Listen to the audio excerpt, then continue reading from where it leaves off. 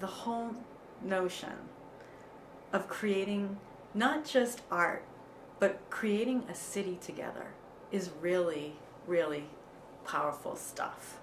I stayed here in 1987 when I graduated RISD, when nothing was happening, because I could feel it starting to happen. You know, the rivers were being uncovered, the arts community was kind of redefining itself. There's always been an arts community here. It's not a new thing to have an arts community in Providence. There's been one here since, you know, the art club on Angel Street was the second oldest art club in the country, you know. There's been an artist community in Providence for a long time. But I think what happened was in the 80s, when the city had really fallen into decline, that there was this whole sense of city making. And it goes from the artist community to the business community to the political community. We're remaking a city, we're rebranding it. We're not just rebranding it, we're rebuilding it. Industry has left the city.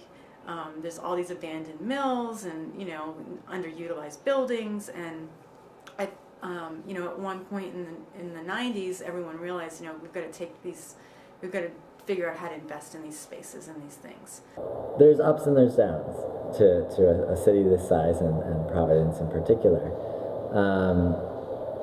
The upside to an area this small is that everything's approachable. Like, I haven't necessarily wanted to sit down with the mayor, but I have had 2 opportunities, whereas you can't say the same if you live in New York, you know? So there are opportunities to, like, really influence and be more involved and really get to the top pretty quickly if you want that involvement, which is a really nice aspect for this city, because you can be heard. You're not a number or a barcode, you're a person, you're an individual. And everybody jokes that it's such a small state. It's true, everybody knows everybody, but it also means that everyone's connecting everybody. I think it's much more tied together than other places are. And so I don't know that it's necessarily the government, or if it's you know, the size of the city and the state itself that influence it. And then I think as of recent, there's 2 factors that play into arts becoming exponentially bigger in the area, in my mind. The first aspect is RISD and Brown are like machines in producing innovative individuals that then are looking for where they're going to go next, you know, whether it's sticking around or going somewhere else. And I think increasingly more and more students have been staying in the area after school. On top of that, we just had an economic downturn, you know, 4 or 5 years ago. And I think whenever you have an economic downturn, if you look back historically, there's this level of despair, like, what is happening to our country's falling apart, but it's equally met with this, like, I need to take things into my own hands, I need to create my own thing, I need to go out there and be bold and make something of myself, versus, like, being unemployed, you know? And I think those 2 hand in hand are really driving this art force, I want to call it, in Providence right now. The whole idea of city making is what I think feeds the arts community here. You know, you're building an arts community, but you're also building a whole city. You know, you're revisioning the city, you're remaking the city, you're repurposing buildings that have fallen into decline. You're kind of tapping into an industrial past that's very rich. You know, this city was the nexus of the Industrial Revolution, and that people who are, you know, young entrepreneurs and young makers understand that history, and there's something kind of really special about that you're kind of rekindling that fire. And so I think the other thing that I've discovered living here is alternative forms of currency, right? That's been the big lesson I think the arts community and other communities like the arts community here has taught me, is that there's currency. There's you and you can paint something, I can like your painting, I can give you $100 bill for that painting, and you can accept it, and we go our separate ways. That's one form of currency, right? Another form of currency is calling up Peter Case like a week or 2 before a party and saying, can we use your space? Or Usher, can we use your space for a party? And not being charged for that. That's currency. Space is currency, right? People are currency. the city becomes a lab. It becomes a place where you can try things and experiment with things and be supported in all of that too, and not just by your own, colleagues and your friends and people that are your age, but there's this, because we're still trying to rebuild this place. Anybody's idea, anybody who has a good idea, anybody who wants to take a chance, there's a support mechanism that almost immediately comes in to hold you up. It's kind of a running joke where there's a saying called, I know a guy who knows a guy. Now, 10, 20, 30 years ago, that was kind of, I wouldn't call it mafia-esque, but it was kind of like, it had a different connotation. I know a guy who knows a guy means we can get rid of the body, I can make that problem with the law go away, all that other stuff. Now I know a guy that knows a guy means, hey, you said you want to work on that project, Jordan, while you're a student at Brown. I know a guy that can actually help you with that. Here's his number. So we've changed that kind of insider, again, almost like brotherhood, like La Familia almost kind of sense. And we've turned it on its head to say, what if we use that same concept of helping people, but did it for the right reasons or good reasons? It's like, how do we leverage partnerships? How do we look across the community to work together? How do we build relationships? And I think that's kind of what we do best. There's a community of people who really do support each other, and I think that that's kind of a key component here in Providence versus going to someplace.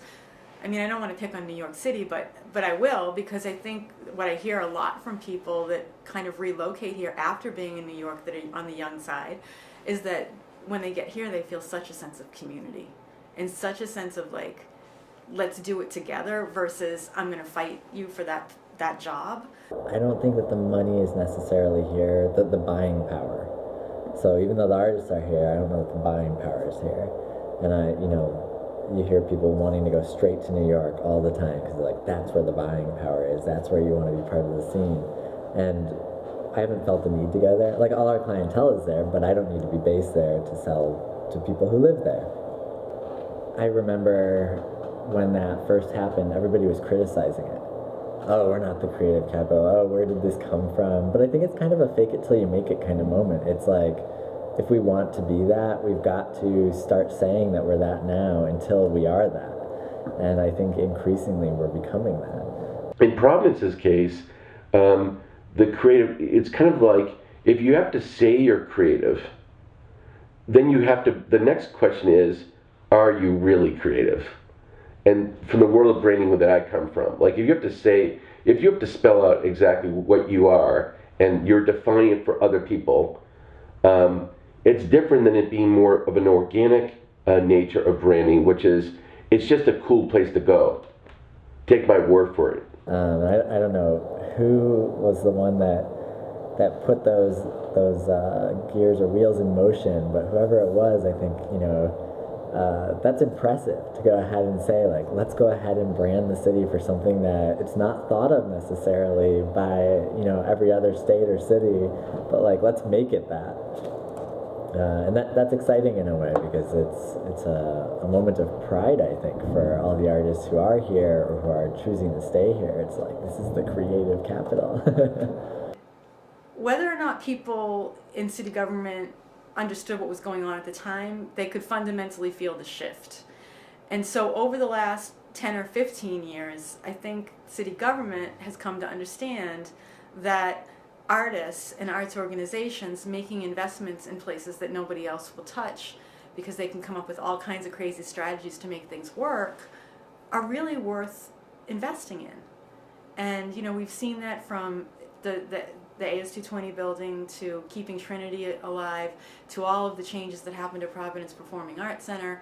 And then when you look out into the neighborhoods, you see Barnaby Evans' first building at Regent Avenue Studios, which was an old school building that he started studio space in, to the Steelyard, to Monahasset Mill, to Community Music Works and New Urban Arts in the neighborhoods, and now Waterfire buying a building in our neighborhood.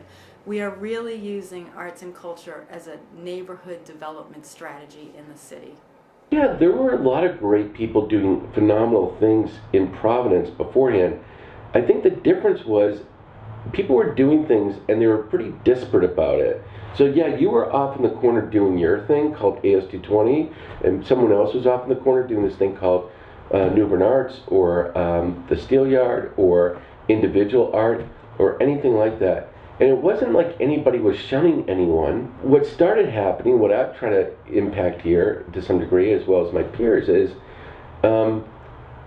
get away from that disparate nature, and coalesce and catalyze versus just create.